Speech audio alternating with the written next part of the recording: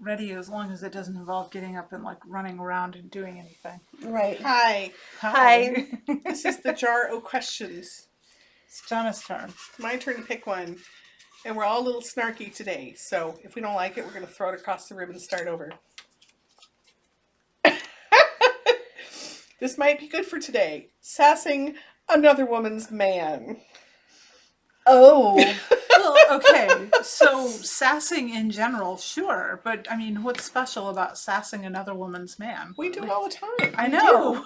That's why I'm like, why is that special? Why is that something that people actually have a problem with? No, I think it was just a question about how we do it. Maybe it's a technique question. Could be. Because we were, I mean, yeah, right? Right. Because we do it all the time, and we're fairly good at it. And we do it in ways that I think a lot of women aren't comfortable with doing to their own partners a lot of times. Well, okay, maybe we should define Oh, who actually, the hell's trying to get a hold of Cedar, and, which is probably her man. no, that would be my child. Your child, another person's Yes. man. Yeah. Yes, Right, well, 'cause okay, man in a very In a loose- general, well, okay. Right. Only in a technical sense. Only in a technical sense. He's very young, but that poor guy cannot come around us at all. I mean, He gets Poor sass. thing. Yes. And I'm okay with you sassing that particular man of mine. I mean, for that matter, I'm fine with you sassing either of them. Actually, I wonder if this question has its roots in intimacy and a fear of sassing looking like flirting. oh, true. Oh. Maybe we should define that Yeah. because we just had a weekend at Right. Fantasy where a very, very long-term married man who is very good-looking with a great sense of humor, A very happily married man. very happily married, Yes. and completely aware to all of us that he's a very happily married man, got some serious sassing from you and me. You and I were sassing him in a big way. Just a because- bit, yeah. But part of it, too, is because we know he's completely safe. Right. Right. Yeah, and that we could get away with saying those things because he's very comfortable in his marriage. And we know he's married, and his wife Right. is fabulous. And we have no intention, and there was no intention of following up on the sass. It was just, It was it being was playful. fun. Yeah, Yeah, it's just being Exactly. playful. It's play, and I think play and teasing, and that level of, and it is an intimacy because you know him and he knows you, and that's why it was. Well, he okay. barely knew us, but now he knows us. Now he knows us a lot better. we wanted to get to know him better, and not in like the romantic sense, but in a you're fun to hang out with, and we think Yeah.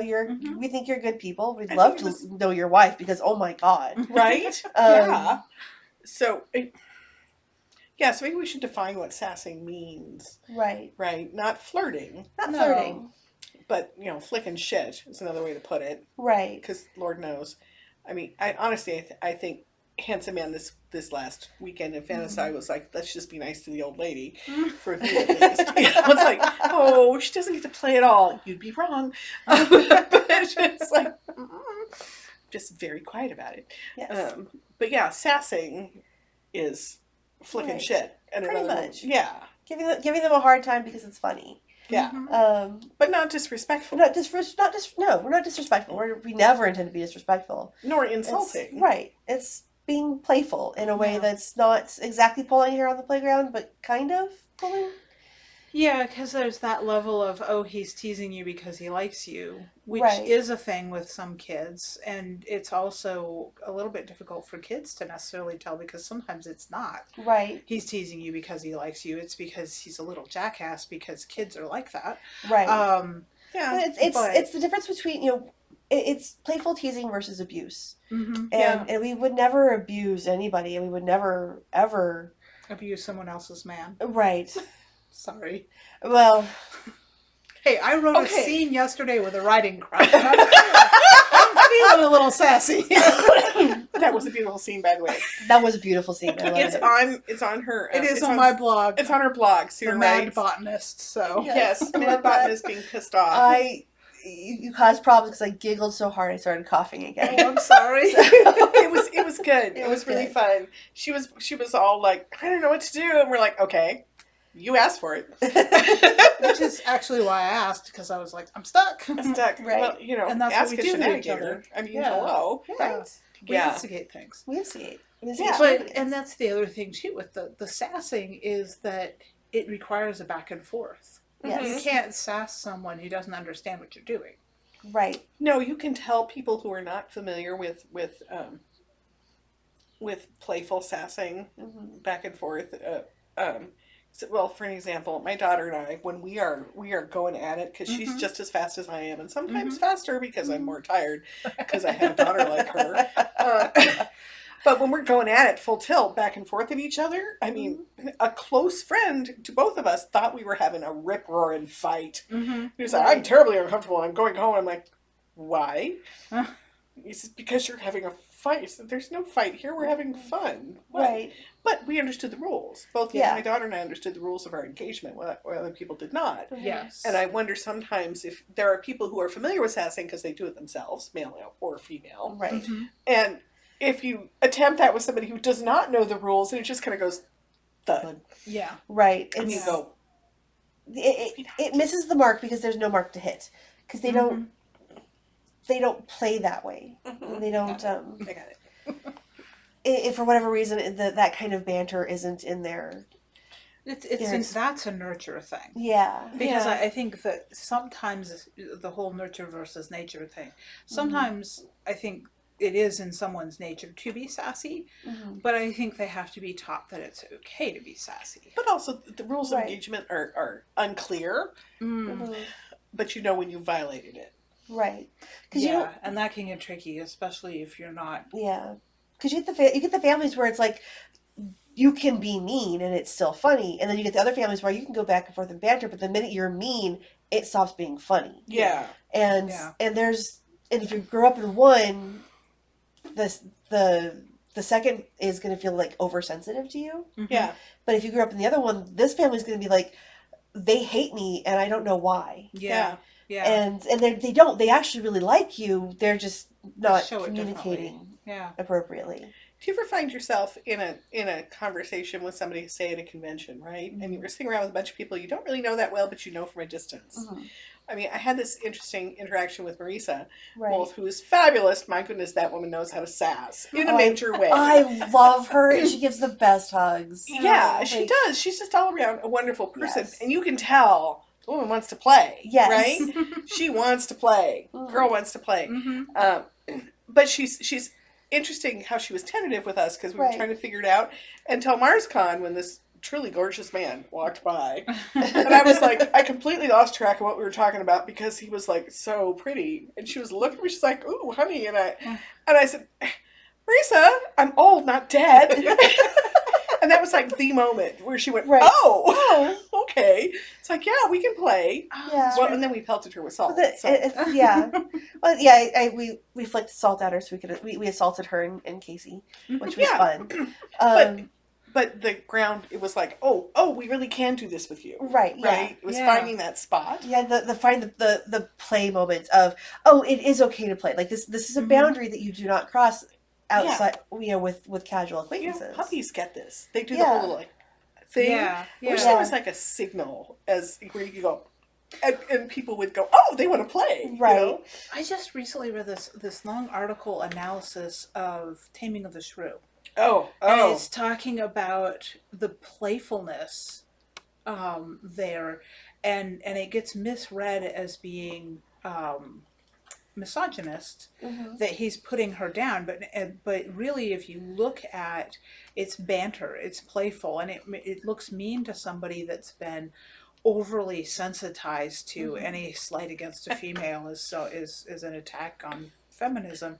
But the reality is that they were equally matched and testing one another. Yes. And it's one of my favorites of his plays. Well, yes. Honestly, my favorite is Kiss Me Kate, which is the modern the version. modern Yes. version of it. Yeah. And it's there was one with But that's Sass. it is, Oh, and yes. it's so much fun, Mhm. and they're obviously having fun with it, and When you have someone that you can meet on that equal basis of wit and banter, Mhm. that is special. right. Oh, Beatrice and Benedict. Oh. And, Oh, yes. right. Right? Beatrice and Benedict. And That is actually one of my favorite movies. Yeah, I don't Yeah. like the costume production at all with the one with Kenneth Branagh and The costumes aren't great. Costumes but are horrible, but but the Keanu Reeves chemistry. in leather Okay. pants. That too, but the But- chemistry between the but the actors two is of just them- so much fun.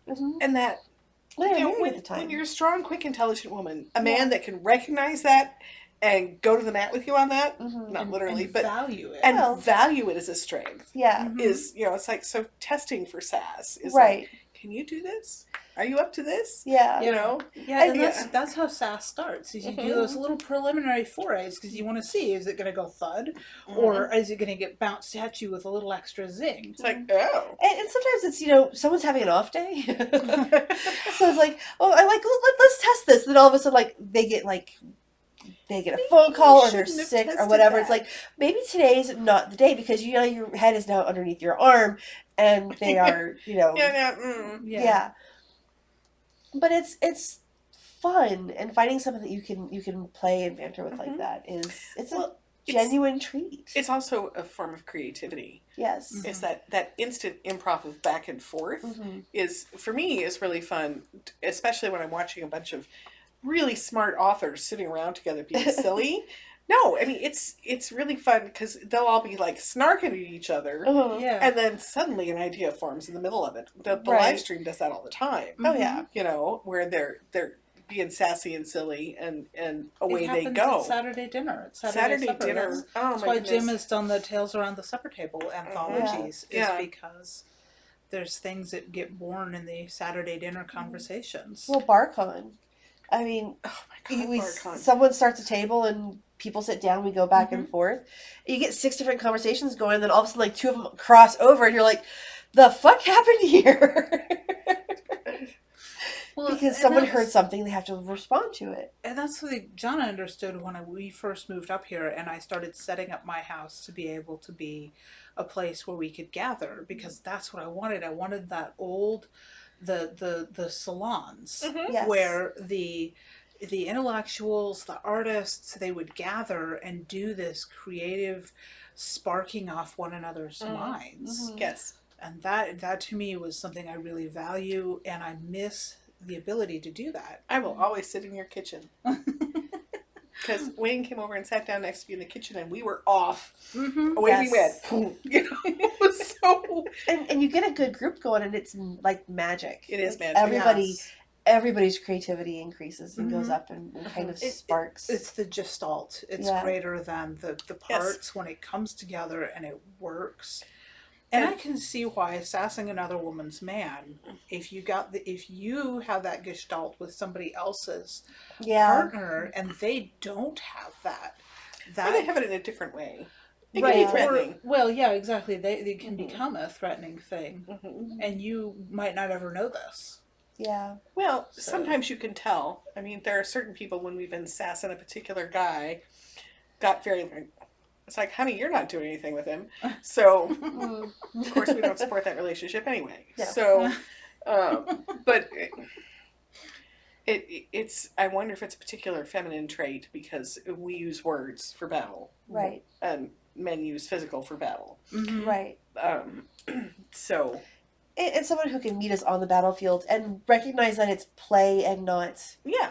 And if you have, particularly if you have a relationship where you don't have that kind of play, you Yeah. don't have that kind of fun, seeing your husband or your partner or whoever Mhm. playing with somebody else in a way that you can't or have Mhm. chosen Yeah. not to, Yeah. Yeah. it takes some of the intimacy.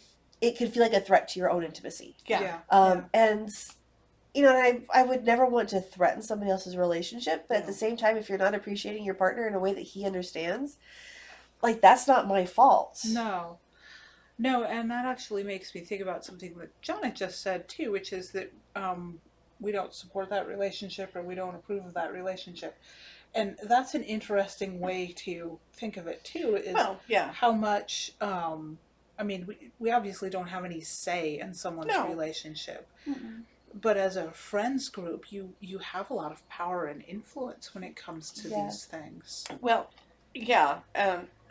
Because we have a mutual friend Mhm. who was in a horrible marriage. He was in a Mm. horrible marriage, and we constantly were like meeting him intellectually and and treating him as we would treat a good man. Right. You know, not necessarily as somebody we viewed as a potential partner, but just as we viewed as a good man, being playful, respecting his intelligence, you know, caring about his well-being, and through that, he actually recognized it helped him see Yeah. that what he had was so not right Yeah. for him. And I think that that's the power of friendship there, is the fact that you were able to be good enough friends that you gave him some stability, because I know the person as well. Yeah. So It was, you gave him some stability to be able to actually step back from his own life and get a little bit more of an objective. Perspective. Yeah. Perspective was Which the thing. because from my own first marriage, Getting getting that, being able to step back and actually look at it, most of the time I was too tired and too constantly stressed, beyond stressed. Yeah. And without being able to finally step back and take a deep breath and realize this can't go on. You don't know, you're in it, and the gift that a really good friend can give you is that ability to have some perspective. Yeah. Yeah. and enough emotional space to be able to process that perspective and deal with it however you need to deal with it. Yeah. You know, Well, knowing Yeah. that you have somebody that'll support you is huge too. yeah. So, It makes a difference. yeah. So there were times I've been in a situation where I'm like, wow, I have no options, so I'm going to carry on with what I've got versus, you know, hey, this really sucks. Maybe there's people who can help. And that gives other options. What? People can help? Right? Well, So- the difference 2 years made in several of my relationships was I, you know, completely stuck, and then all of a sudden, oh no, there's people who actually care. Yeah. Yeah. Amazing. Well, and also this all comes down to, and again with the basis of being able to sass back and forth, is trust. Yeah. And that is the foundational that you have to have with any kind of relationship, whether it's going to be an intimate partner relationship or just friends and even casual acquaintances. If you don't trust someone, you can't have that kind of intimacy. Right. And not without fundamentally breaking something in yourself. Yeah.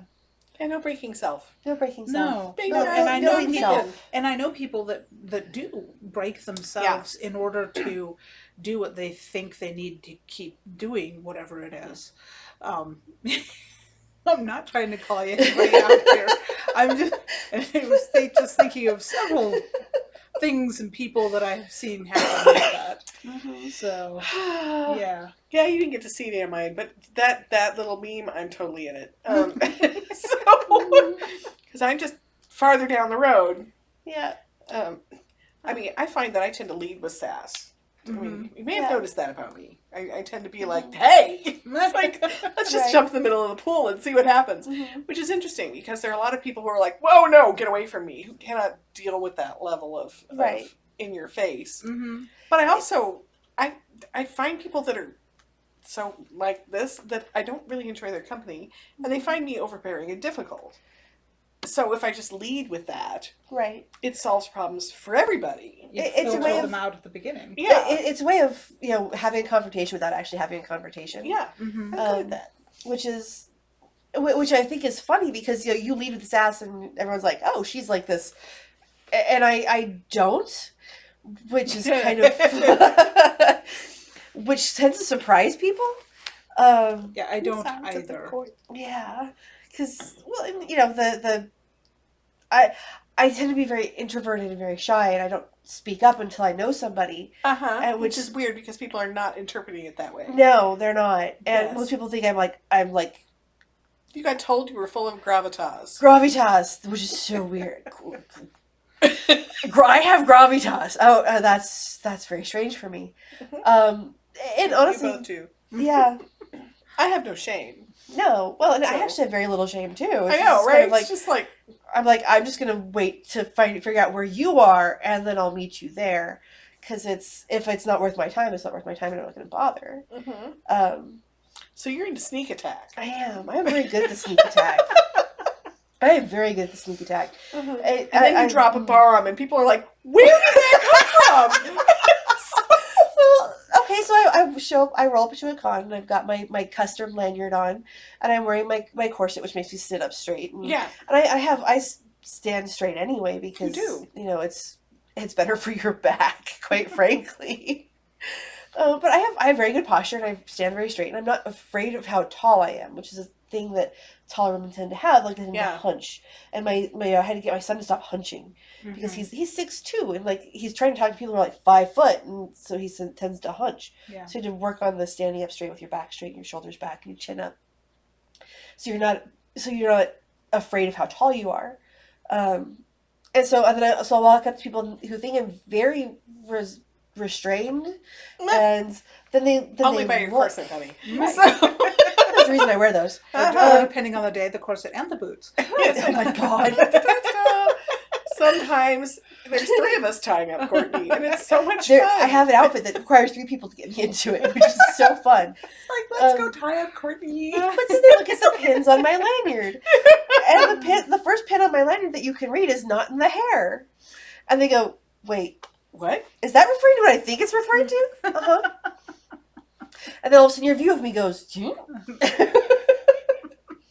It's like, wait a minute. This person right here is another one who has really good camouflage. So this person sitting between us. Yeah. Yes. It's always been one of those things of I've just always been quiet. And you were talking about figuring out where people are and then meeting them there. That tends to be my approach to someone that I'm meeting and getting to know for the first time.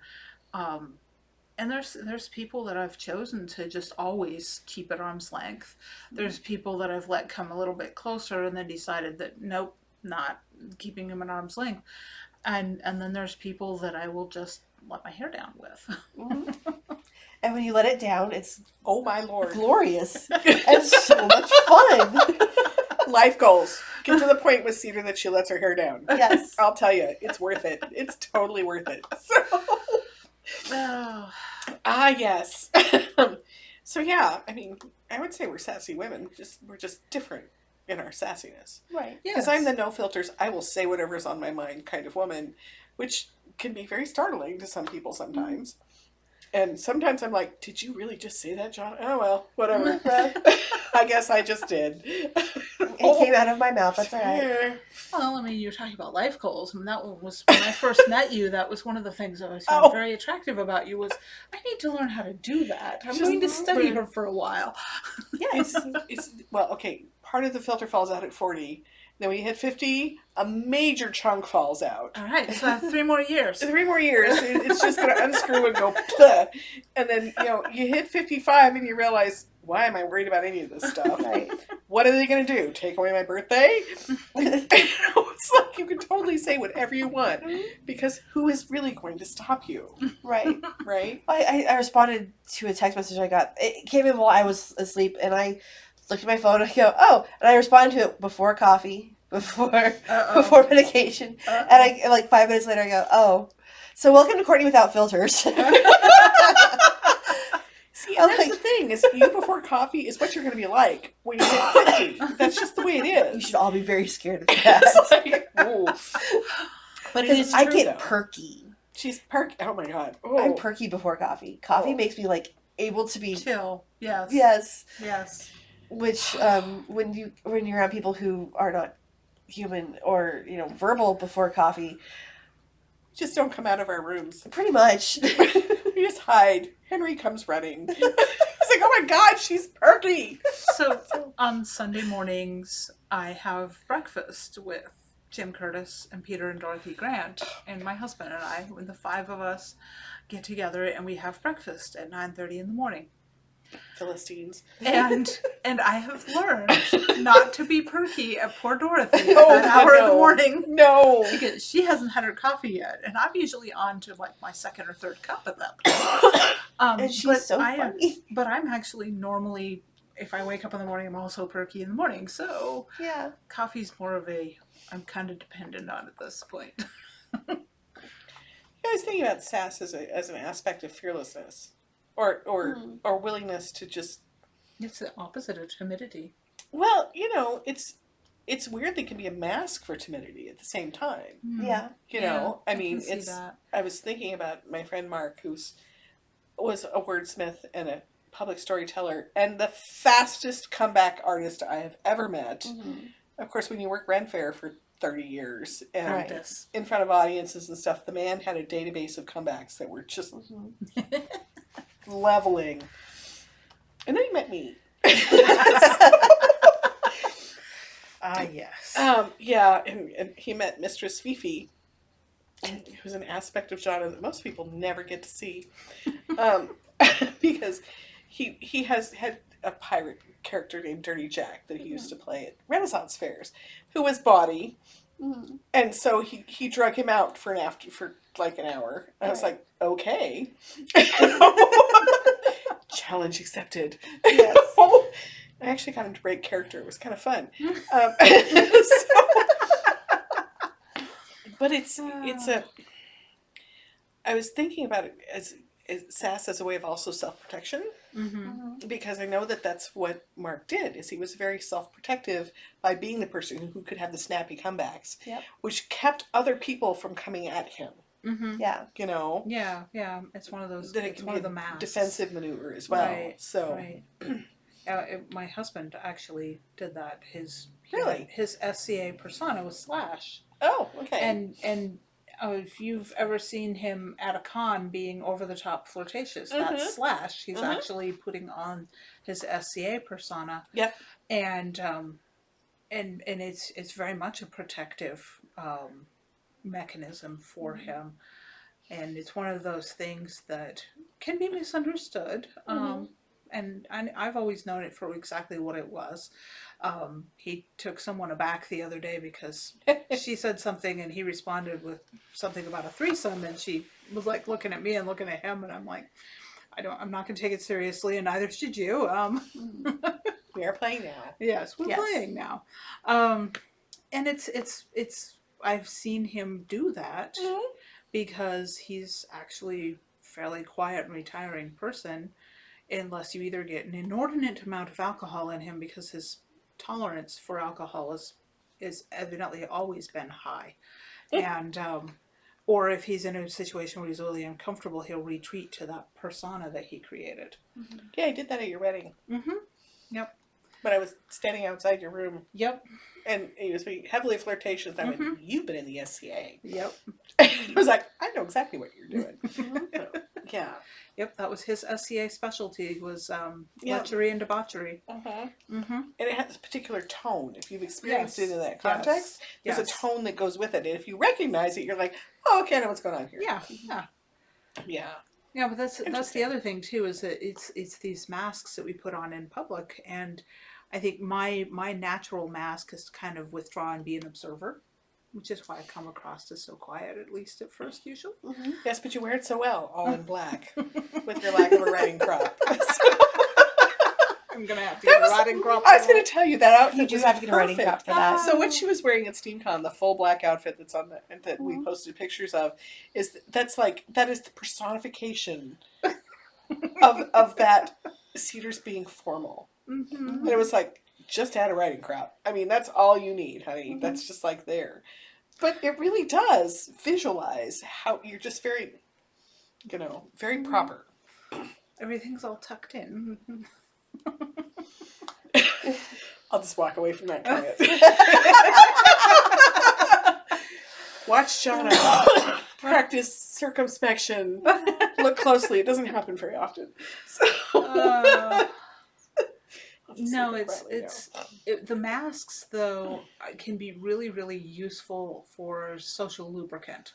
now. Yes. I mean, alcohol obviously is a social lubricant. I think everybody's familiar with, but there are times and places that that's not suitable, and people that it doesn't necessarily work for. So we have. I mean, for me, I'm a trained extrovert. I literally have performed in a mask, a painted mask, but a mask. So I know that I've actually consciously gone through the process of how to put this on and how to take it off again at the end of the performance. I have two that I bring out for panels at cons, and one for the bar. Like I have Courtney the editor, Mhm. I have Courtney the sex expert, Mm-hmm. which is not the same as Courtney the bod. Like that's like Yeah. it is like literally I will walk you through. One of my heroes in life is Dr. Ruth, Oh, I who love can her. be explicit but not dirty. Yes. And She's that's clear. She's Have very I clear. ever told you about my brief episode with writing articles, basically how to How have to? good sex? You did not. So yes, Yes, we should talk about this. That was more about practicum in that department. So Yeah. I So. briefly thought about when I went back to school about becoming a sex therapist. It was something that I've considered actually. Yeah, Yeah. because well, it's every time you go to Utah, oh my god. Every time. Yes. Yes, I end up being a marriage counselor and sex therapist, and not on purpose, just kind of I know these things, and you have I need okay, tell me your life story. It's gonna come out anyway. Let's just hit it. But I'm very willing to listen to people and to give advice when I've got it. Yeah. I by all means do not know everything, but I've learned a lot. Well, and my thing right now is that I'm learning that different ages and stages carry different challenges with them, and you have to change. And I think, it goes back to the sassing and the play is without that element of play. If you don't have that element of play established, it makes things like sex really difficult because if you can play and have fun and laugh, Right. then is there anything sillier? Right. And there are noises, and yes, The noises and the faces and just I've said this before, but ceiling mirrors are not the thing. but they're so funny. Well, I mean, if you want to laugh your way through sex, that's the way to do it. Right? It's like, why are there two frogs doing something? Oh, that's us. Okay. I mean, if you've never like fallen off the bed, are you even trying? Satin sheets are not the shit. No. And then we won't even get into the how have you ever broken the bed? Not even on purpose. Like, just, Well, what was that Yeah. So no, I mean these are the things that we put on as we have all these different facets. yeah. And it's and you have to have those, I think, to go out in public and not bare your entire soul. Oh, is that what I'm doing wrong? Well, because not everybody deserves to see it. Oh, well, okay. Yeah, I wonder about this need for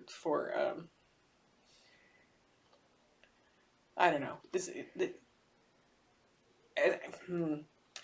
Brain, going off in directions. It's like there is such a thing as the social compact of not doing things that embarrass other people in large groups of other people, just because it's a courtesy thing, right? And diplomacy, which is the grease between people, so we don't all kill each other. I mean, God knows I want to do that anytime I'm in a crowd. There's a reason I don't go in grocery stores. I don't want to hate little old ladies. I really don't. It doesn't help. But I hate it when they're in the aisles talking to it and blocking things. And my impulse is to just use my cart like a mortar launcher and just like plow through because it feels so. And so I don't go to grocery stores because I like little old ladies and I don't want to hate them. Yes. So as a social thing, I refrain from being present in those areas. So I suppose also we keep certain parts of ourselves separate in certain areas because obviously we can't be sitting. Oh my God. I just remembered something horrible.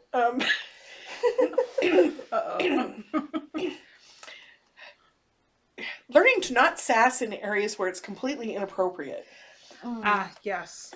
Yes. That's a skill. Yes. So I was at a wedding rehearsal in the largest Catholic church in Seattle with the priest, and I was sitting, my friends were up there at the altar, and it's one of those Gothic churches with fabulous acoustics, which we tend to forget.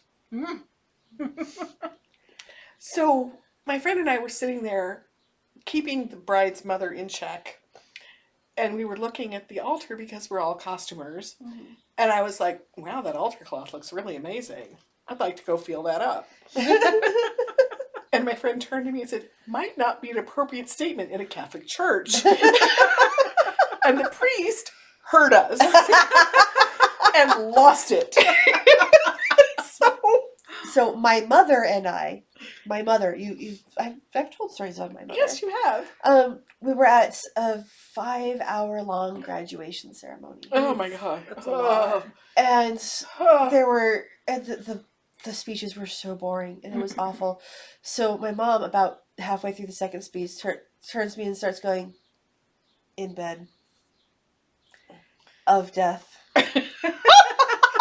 In bed. After every other, I could not keep a straight face. Now this is a woman who if I did not know that my brother and I were not immaculately conceived, I would not have ever thought she had that a dirty thought in her life. But she's leaning over to me going, "In bed. In bed." Like at the end of every other sentence. And it makes the whole thing like hysterically funny and very dirty. So that's something I did with my daughters. Not with my son, because he's a massive prude and it would just upset him. I just find that fascinating that he's a massive prude, because I really think on the inside of his brain he's so terribly not, and he finds it distressing. I don't know, and I'm not going to go I there was just because not going to ask him. No. Because it's not fair to him to even ask. With Right. girls, I let them see that side of me, not like visual or anything, but dirty jokes and whatnot, and offhand little comments and whatnot, because I wanted them to be comfortable with the idea Right. of an older woman, their mother, as a sensual human being. And then we also had we're not dead? Right, and we also had some very frank conversations, my two younger girls and I, when they were like, I'm trying to remember, they would have been like 14 and 16 the first time we sat down and we actually had a talk. And it wasn't, I got a little clinical in it because that tends to be my default of, and because I wasn't sure where their comfort level was and I didn't want to squick them out. But this was something that I actually deliberately approached and did, because my sex ed was, I found the hidden books. And later, as an adult, realized that the books had been hidden where I could find them on purpose. And this was how my parents didn't have to have the talk, because I had read the books. And I was a farm girl too, so I was handed a textbook. And I was handed an anatomy textbook, and then a little bit later I was told that this is our religious view on it, and that was the extent of any conversation we had about it, because this was weird. This was something you don't talk about. I mean, same thing with me. My mother was very, oh my God, not talk to me about anything.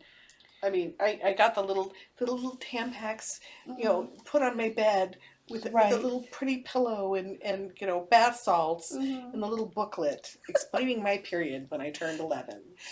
My she dad never talked to me about it. She was just like, it was just appeared one day, and I knew it was going to happen because it had appeared on my sister's bed. My sister was like, "What is this?" Right. I don't know. So you read through it. And it was like us as girls did not exist. Right. Or anything sexual or anything physical to do with being girls did not exist in my mother's world. Well, we had a really interesting talk, because my grandmother was dying of ovarian cancer.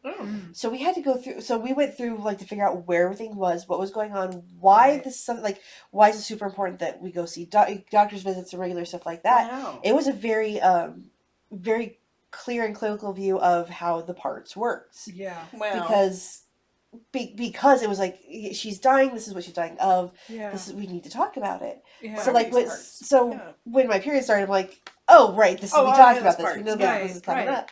Well, And that's it. we celebrated it with my dad launching a Snickers at me. Huh? Because apparently I'd been a bitch for the last 2 days. And my dad walks in and goes, "Oh, I understand." Thunk. Yeah, see, with my daughter, I was very matter of fact about everything. I was just like, "Oh yeah, this stuff happens," and yes, oh yeah. And just very nothing was taboo. Right. I was just very like, yeah, and it's like, how do you think you got here? Yeah. Oh, Mom didn't want to know. Well, hey, Mom, Right. Whereas my son's been getting anatomy and dating advice since he was 12 or 13. Yeah. My friend Madeline would wake up her children in the middle of the night because it was very important that she give them lubrication 101 lectures. So lube is up. I mean, I'm serious. She would do that. It would like strike her as very important that she had not told their children this. And if you ask her son or daughter, was like, we could have waited until breakfast. Right. That's what I was just thinking. It's like, middle of the night's a little much, maybe. But No, it was really important, and she wanted to make absolutely sure she told them, and they never forgot. and they never forgot. You know? So How I did had we not end up had. here? I don't know how we ended up here. Yes. I had not had this Happened. conversation. I started at 10 and a half. My poor father No. was. So we lived in Alaska, and we were flying out of Anchorage, which was 700 miles away from home. Oh man. And so he had driven, I don't remember how many hours, probably 9-10 hour drive to get there, to get us to the airport, my sister and I, so we could fly out to the lower 48 and see my grandparents for a few weeks. And in the airport bathroom, I'm stuck having issues sending messages between my sister to my dad, who's outside of the bathroom, and he had to deal with supplies and have the conversation with me. And because Dad was a paramedic, it was like, okay, this is a thing. Yeah. And I mean, Dad was with me at 3 out of the 4 births as cool. basically my doula, because he'd been a paramedic. He had delivered more babies than most doctors. So Yep. So yeah, my dad is always very involved in that, but my mom, it just wasn't her comfort place, and so we never had these conversations. We got books surreptitiously. Which is why I didn't want to do that to my kids. And that was, and I've had conversations with them up to and including recently extremely upsetting my son because I was like, you need to know what condoms are. And he's like, I know how to know. Like, no, you really do need to know how these work and how this, if you put it on the banana and put the banana somewhere else, it is not protecting you. Like, Right, yeah. So they definitely had a demonstration in school, say, and he did not want to do that again. Sometimes what they choose for the demonstration devices develop a really false impression and expectation in far too many girls. So it's like, please don't do this to the young guys who are going, wait, oh. But it doesn't look like that. If it looks like that, you need to see a doctor. Swear to God, I'm going to go visit that site and have some just sitting around the shop. But, but no, it's that. But sass is another form of humor, a way of approaching difficult topics as well. Mm-hmm. And if you can be sassy and silly about it, it relieves an enormous amount of stress. Well, too. and it means that, and this is what my kids rewarded me with, because my daughters and I would sass each other, and we would bust people up when we were out in public. I mean, more than once we have just sent some poor person at a shop off into helpless laughter because 2 or 3 of us are just going back and forth at each other. But because they were that comfortable with me, they came to me with questions and concerns and just random thoughts sometimes. And that was exactly what I wanted, was because we're comfortable, we sass each other, we've got that relationship, then they trust me with the heavy stuff too. Yeah. Yeah, and that's a big thing. And if you can play back and forth, and you can, and sassing with my kids. Like I've recorded my son's sass into several books, which has been hysterically funny when people find out. He met one of my fans in the wild at a bookstore. Oh, this was Considering hilarious. what you write, that's pretty hilarious. That's my mother. Your mother writes that? It's like, I don't know if that was the conversation, but it actually was. They got onto like pulp and how like current romance novels, and she mentioned that she liked paranormal romance, and he said, "Well, have you ever read C.D. Walter?" And she goes, "Oh, I love everything she's written." He's like, "Yeah, that's my mom," and she goes, "Oh, shit." Says, "That's why she hasn't done anything with the Aiden character." He's like, "Nope." She's like, "Oh." This moment of seeing like the personification of one of your favorite characters is standing in front of you is kind of like weird. But I needed a teenage boy, and I recorded what my son said, which was great. And I get the important conversations from him because I can tease him and joke with him about stuff like that. And he knows, like, and if he can't have if he doesn't feel like comfortable having a conversation with me because I'm his mom, because that happens, he has respected women who are of my age and who are friends with it. He knows he can have that conversation with where they'll tell me if it's important, and if it's not, or if he needs to not, then they won't. And he can trust them with that. And that's, I think, probably the best thing I ever gave my kids was the ability to have, frank conversations with people that you can also play with, because they care enough about you to play. Well, and that'll carry into their long-term intimate relationships moving forward in life too, because you have shown him and that this is okay, this is normal, this is what happiness looks like. Yeah. Well, and recognition of the absurd. I mean, Oh, seriously, so much of life is just like, really? Yeah, it's like, really? It's like, there is nothing big enough to describe just how awful this is, and yet at this moment I can do nothing but laugh, right? Because there's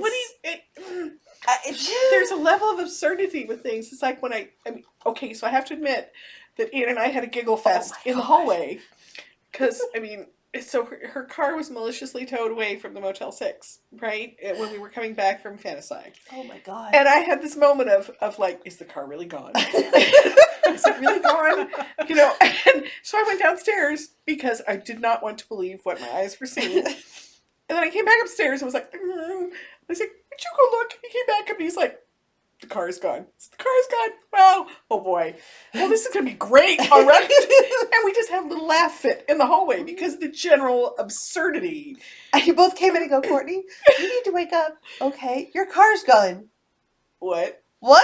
We're like, hi. Good morning. And we did that without even handing you coffee. I know. Too early for April Fools. No, but it was just like the general absurdity of how bizarre the trip had already been. Right? Mm-hmm. And it's like, it was like, because the tension going out there where, yeah. And we had a good time. We had did. connected with people that we've known from afar, And we but were haven't very sassy. connected with. We were very sassy. And we were very sassy. And all of a sudden, people who thought that I was very standoffish, all of a sudden realized, oh, she plays. Yeah. And it was like I think it was like a wonderful. Yeah, it was revelation in a lot of ways. Yeah. Yeah. But it's like life is so ridiculously absurd in so many ways that that would also be my child. Yeah. Showing other people that We'll you can silence just us. laugh about it, that you can just see it for the absurdity it is. One of the things I had, so when I was teaching in high school, I had a writing group, and I had a group of 9 guys and 3 girls in a school that's 75% girls. They gave me all of these tortured young men. And, because they couldn't punch me, and I would tell them how it was, right? One of the kids looked like a skinhead. He wore the lace-up boots, and not with the zipper. He laced them up. He was like a total, like, British ska music kid. And a bunch of the teachers thought he was like a neo-Nazi in training. Right. What they did not realize is he was Jewish. And he was trying to reclaim the culture that had been taken over, the British ska music culture, which strangely enough I was in when I was just out of high school. So I was like throwing band names at him and stuff. And he was like, where did you come from? So he and I hit it off great. He would tell me the darkest, most awful Jewish jokes that I could have been fired for them. But it was the recognition of the absurd and that humor is the solution to a lot of tragedy. And it's a great way to create connection. Right? So what did we do at Fantasy? Through sass and humor. Yeah, we created in a very difficult circumstance. Yeah. So I think it's while it seems like it's a playful toss-off thing that sass and other people isn't really. It's not. It's complex. It is. Yeah. It's creating complex cultural interdynamics, one person at a time. Yeah. And doing it in a way that's socially acceptable and fun. Yes. Well, Well, hopefully not always fun. socially well. acceptable. The camaraderie that is shown when people can sass back and forth. Um, there's a thing I shared on my Facebook page that I wrote years ago, different like little personality types, and it was more tilted towards men than women. Because I think, if I recall correctly, when I wrote it initially, I was actually reacting to one of those that was all feminine, and I was like, none of those fit me. Same problem. But I remember seeing this one. Yeah. Yeah. It's going, oh, this was so much better than a lot of the ones I've seen. right, well, and I wrote it, and Yeah. because I was reacting to something. But one of the things that I included in there, because I have seen this, and it's a very male thing. There are women that do this as well, but as a personality character trait, it's a male thing, which is insults as a love language. Oh yeah. And like my husband does this, and not to me, because that's not how we function together, but I've seen him do that to his best friend, who he's closer with than he is with either of his brothers. And just that beautiful of, they're giving each other shit, but it's loving. So yeah. Yeah. My dad was like that. Like, that was, Well, just the no shit there I was panel and oh fantasy. my God, I love that. You know, so Law Dog tells his Wubba Bubba story. That's one of my favorite stories. Oh my Lord. It just cracks me up. And the person, of course, who has to go after him was Greg, Right. who stood up and just stood up and looked at him and said, "Fuck you," which was a huge compliment. Right. Yeah. And a loving statement all at the same Yes. time. And it's a prime example of what you're talking about with how guys talk to each other. Mm-hmm. You know, the crazy ways they insult each other, which is a whole nother panel. Right. In a way that women don't do that. I mean, sometimes they do, Right. right? It's like I when I was just becoming a major costumer in the SCA out in Ontario, in a land far, far away, in a life that's long gone, I showed up at a convention in a dress that's here at the front of my studio, which was my very first ta-da, I'm here dress. Right. You know, and this woman who I'd admired for years from a distance, and I was always like, I want to be her. I'm going to be her, right? Right. Walked up to me, and she had not had time to make a new dress. Of course, she was wearing one of her truly amazing dresses. And she walked up to me and I said, I mean this in the kindest way. And I said, what's that? She says, you bitch. So, and it was like, you're right. I mean, it was like, oh, she's like, damn it, that's really great. Well, there's the, you know, oh, like, I just got back from a date. Oh, you hoe, tell me everything. Right? And it's you don't mean it like, Yeah. it's not a bad thing. It's a loving statement of, I know what you did, and I want to hear every detail. Do not spare me. You look like- so tired. Oh, honey, did he wear you out? Did you get any sleep last night? I'm so sleepy. Are you sore? Do you need an ice pack? It's like, it's bruises. He's a biter. There's a fine. Is he a biter? Sorry. Not the neck. No, that's Not the okay. neck. Lies we tell our children. We do not bite people. Don't Without let them. consent. Consent is important. Consent matters. No licking, no biting. No tying them up without consent. Consent is sexy. And this is sass. This is Like, totally this is, sass. We do it all the time. You know, and we do it to other people. And honestly, when I do it to somebody else's guy, I'm like, just wink, wink, nudge, nudge. Your wife's a lucky girl. Yeah, Right? Like, right? not Yeah. like intent. I'm not making a pass. No. It's a, you know what? Your wife has something to appreciate, and I hope she Yeah. does. And sometimes I do it pointedly at the wife. Like, are you appreciating Or this? the girlfriend. The girlfriend, yeah. The girlfriend. Yes. Yeah, it's like, I'm going to be completely inappropriate with your boyfriend. Because you, honey, don't deserve him. So, And that's the other pin. I taught your girlfriend that thing you like. so there. There. Yeah, I mean, Yeah, it's a very interesting and complex method of communication. Mhm. Because I was just going to say, because it's on the borderline between the sass and the insult as a love language Mhm. can easily go the other way depending on the person and the level of trust in between them. The pin that I taught your girlfriend, that thing you like, because you're female, it doesn't come across as mean-spirited. No, If a guy were wearing that, it would be mean-spirited. it would be, and a lot Most of guys, I will say that right. I've met a couple of exceptions that could have pulled that off. right, and and I've seen guys who've gotten it and they're like, with the swagger, and I'm like, yeah, you don't deserve that. But Right. half the stuff in my books, like if you actually follow my stuff as a tutorial, Mhm. it works. Yeah. So, Ta-da. but Not it's only paranormal romance. It's an instruction book. and it's an instruction booklet. Yes. And sometimes it's the way to to talk and communicate and work through problems. Like, Yeah. if you stab somebody, there's a way to handle this. Stab them with what and how. Right?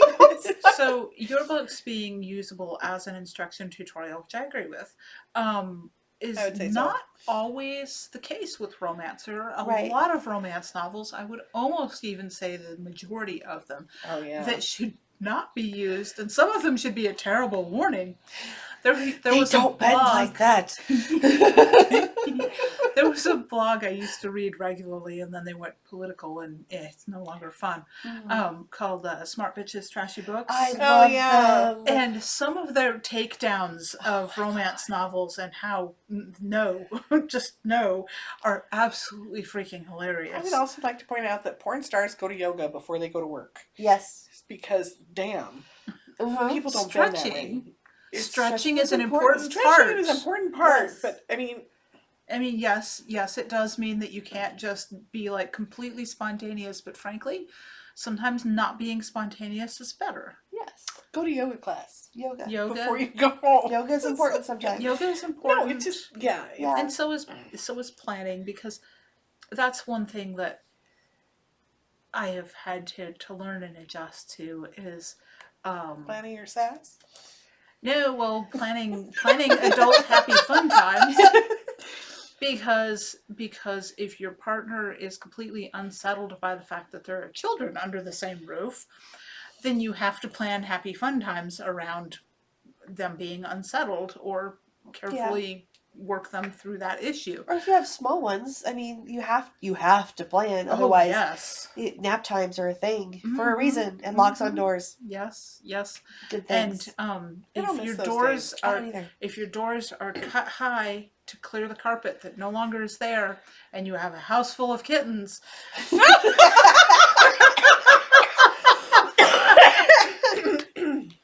planning is a thing. Blankets underneath the door. It's like rolled up towels solves so many issues. Right.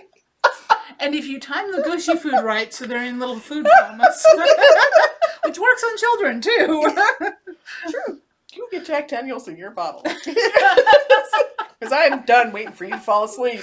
So Yes, because kittens and toddlers. antics are not. No. Never the Mm-mm. twain shall meet. No, well they do meet far too much. That's the problem. That's the problem.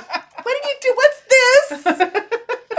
Claws, murder mittens. This looks like a no. It's a cat toy. Bring it in. Bring it in. Bring it in. He's like, oh, maybe not. I have seen the scars from before I knew him. Ha! Yes. So yes, things that you should plan around and Yes, plan kittens. for, and kittens, babies. Sometimes it amazes me that after you've had a baby that you can never manage to do a second one. I never did. I learned. She Life. tried to kill me. You took extreme measures. I was like, well, I thought I had already taken extreme measures. Yeah, well, But, yeah. life finds way. Life There's a reason I finds have way. 7 years between mine, because we Life didn't think finds we a could way. have a second. It really does. Yeah. I don't know. But this is the way we can make our life sublime, is having the sense of humor and being willing to laugh, and honing our wits through the play and through being Yes. sassy. And being unafraid. Just letting it come right out. And not feeling threatened by somebody else being no. sassy. I mean, if someone is going to be sassy with my husband, I'm going to sit back and take notes because I'll watch where his eye twinkles and go, aha, I know. Word. I can take bits of this and hone my own skills so that when we have a chance that we're doing it to each other and sassing back and forth, Right. that And learning to be sassy is another way to protect your relationship as well, as you can play back too. Uh-huh. And if I'm sassing somebody and their wife jumps in or their girlfriend jumps in and they start playing too, Mm-hmm. Oh, that's even fun. more Cool. fun. Yeah. right? Isn't that fun? well, and And sometimes we gang up on him, and And there's the other thing that That's I even more actually fun. had to convince my husband about when we first got together was not only did I not mind him going off to his gaming group because he was with the same D&D group for 30 odd years. Wow. These guys have Wow. been playing together since high school. That's impressive. And like That is since, impressive. I don't know, version 1. I honestly have not asked him. It might have That would been. be 40. So, 'Cause I yeah, know. it's been 40 years. It's been 40 years. But he- 40 and plus. Because since the last version one. few years got busy, he hadn't been playing with Yeah. them. But they were still doing, and this was the other thing I made him do, was either go play with the guys or go to the whiskey night at the pub. And he never had a partner that insisted that he spend time with his friends. right. Because I insisted that he leave the house and go hang out with the guys, because it's not healthy for them to be completely wrapped around you and No. with no other outlet. And I have experienced that in a relationship, and Yeah, it's me too. stifling and it's unhealthy for both of you. And so you want your partner to be able to sass comfortably with someone else. That means you're doing something right. Yep. Yeah. And that was a soapbox, and I'm stepping off of it now. No, It's okay. Okay. It actually ties in very nicely with some nightmares I've had recently. So I'm very sorry. it's That's a little concerning. Well, it's relationships that get too where you are wrapped around each other become not just stifling, but they can, that they can kill you. Like Yeah. if you lose that person for whatever reason, Yeah. all of a sudden like your other half has fallen off, and this is why married couples who've been married for very very long, one will pass very quickly after the other because Right. they've lost their reason to live, Right. and that's dangerous. I mean, Yes. it feels very romantic But the in point a is, certain sense, but it's not. if you start being a half a person to make a whole, yeah, then you're no longer a whole person. When you're no person longer a whole goes. person when they're not there. Yeah. You know, I mean, it's maintaining who you are and your interest in, yeah, and going away from each other and coming back and having things to talk about. Yes. Mhm. You know, is incredibly important, and incredibly vital just as human beings, because we're just never going to be where two people just orbit that way. Right. Yeah. I mean, even if you do, it can be a glorious and wonderful thing, but it also means that lots of stuff is missing. Yeah. Yeah. And if you make that active choice when you're married for 70 years, okay. Yeah. Mm-hmm. But recognize the cost at the other end. Right. So Well, and I think the married for 70 years is a whole different dynamic. it too, is a because- completely different dynamic. because at that point you will have outlived A lot a of your lot friends. of Yeah. those Everything. interactions Yeah. and friendships. Yeah. Mhm. But and also because you've been on that same wavelength for so long, you're so completely attuned. Yeah. And so that is that's a whole other thing of, I mean, there's a certain toxicity to being so wrapped up in one another that you don't interact with anyone else outside of that. But the just being marching alongside one another through thick and thin. Alongside. See, Yeah. that's the Exactly. phrase. It's like That's- marching alongside. Mm-hmm. Yeah. Well, it's Yeah. one of the reasons why I've been very concerned about my mother after my dad died, because the last 5 years of his life, she was his 24/7 caretaker. Yeah. And she tried to let go has to someone else that she's responsible for, so I'm sure that's a Yes. huge part. It's a huge part of why the situation is as it is. And, and she's kind of adopted other friends who need her. And need the kind of help that she's able to give. Yeah. Because she obviously she finds it very fulfilling. Yeah. Yeah. So. But it's one of those things where I'm like, okay, Mom, you're not allowed to get sick right now. Like, I know you're going to, Just but let's talk about this. You need to talk to your doctor. You're not going to like ignore being, the bronchitis for 3 months. Mm-hmm. Yeah, you need to take care of yourself. But like, because she, like, her 24/7, she was taking care of my dad, and like that was her life. And then anytime you're in a caretaker position, because we look at this with my mother, because my youngest sister is profoundly handicapped and has to have 24/7 care. Yep. And that's been the case since she was born in 1980. So we're talking 43 years at this point. My mom has been wrapped up in caring for my baby sister. It's been 43 years since I graduated from high school. I'm sorry. Sorry, that was just an ouch. I just realized that your sister's older than I am.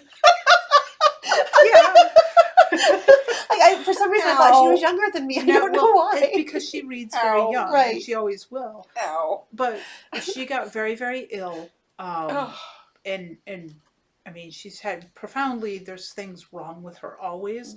And we found out 3 years ago, right as COVID was about to hit, the other thing that's been wrong with her is spina bifida occulta.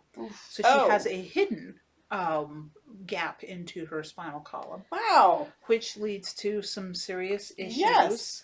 And because of her the nature of handicap, she doesn't process pain like normal people do, and she isn't able to express it.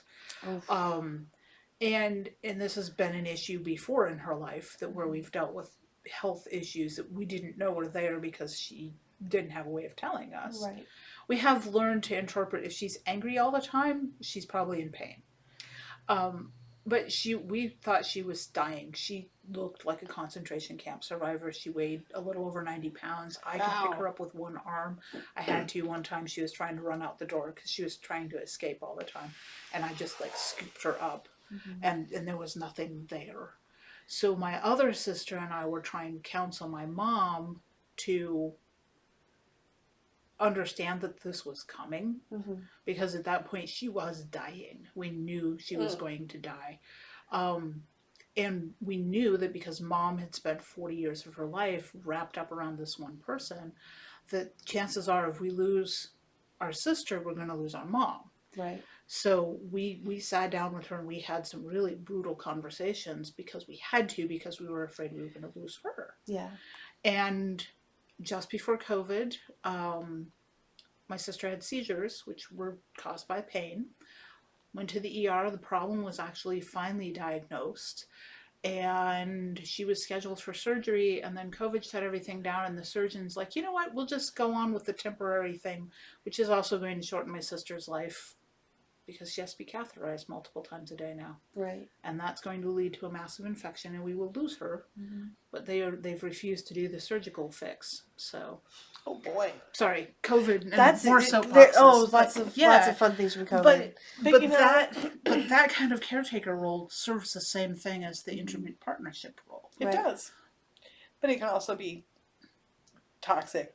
I have another friend who is currently in the circumstance of having the button pushed so often to take care of everybody else but themselves, and is having a hard time recognizing that the person who's causing most of that is standing right next to them. Yeah. And can't see them. And there's no way in to explain that. So we just have to. So instead, I'll just sass him. Yes, we sass and we sass, we play, and we tease. We give them the view of the other side. Yeah, stand And on the other side. a little bit of joy in life. Because that's the one thing we were talking about before we started recording today. All of us are just kind of like low-key, sick, whatever. Well, Courtney and I are both hormones, sick. Rampant hormones. Yeah, she was like, I'm trying to not just be, I'm like, just be who you are, honey. Just be who you are. But so my goal in life is always to be relentlessly cheerful, because I find that it improves not only my life, but the life of the people around me. Attitude is a choice. Yep. I used to tell my students this all the time. It's like, you can, I mean, silver linings, look for them. Attitude is a choice. You can Yeah. choose to be miserable and angry and pissed off and nasty all the time. Or Yeah. you can just approach life as okay, Yeah. what's the good here? You Yeah, know? I've been reading Viktor Frankl recently, and that has really just hammered home that I was on the right track. It's Yeah. something I Yeah. was doing even before I started reading him. Yeah, I've said, people's like, how's your day? Well, this, and this happened. I've chosen to find it funny. No, trust me, I'm finding this funny because otherwise I'm going on a rampage. My bank account is hilarious. Right? It's absolutely hilarious. You know. Well, Yeah. no, but the point is too. What else? What other option do you have? Right. Right. Why not choose joy and Yeah. silliness Yes. and like, oh well. All right, let's Let's be sassy. let's just be whatever. sassy. It's like okay, life, come here. Yeah. Mm. It's like there's times where I'm like, I am profoundly uncomfortable with this, so I can either like withdraw, or I can make a really bad joke and see who laughs, and these are my people. And Yeah. most of the time, I'll take the really Yeah. bad joke, Mhm. and or usually the sex joke. Like, let's just be Well, that honest. was fun too. Well, the number of times I've walked into a room and everybody were having like just standard conversations, and then like the next 2 minutes, everybody's telling a sex joke. And like, I've not interacted with any of them, but like all of a sudden everybody's telling a sex joke, and I'm like, well, my work here is done. Okay. Or, you know, Are you sure you weren't pelting them with little tiny silicone I wasn't penises? like, I didn't even know anybody in the room. And It you was weren't throwing funny. spurglements at It them. was nuts. It's hysterical. I know, right? Or the in the middle You're of 12. someone's like, well, where should I start with your books? And in the middle, and then like there's a lull conversation. I lean over and go, well, what are you into? And everyone looks at me, and I'm like, I'm gonna run with it. I have no excuse for this. Oh, Brian Lee Nadd. Dear, dear man. Oh, Turned fabulous the man. most delicious shade of pink when he was telling me about having read your books. I know. And I loved it. It made me Oh. so happy. It was wonderful. He left it. He got it was the first review on my audiobooks. He says, "Well, it was made this old Marine blush."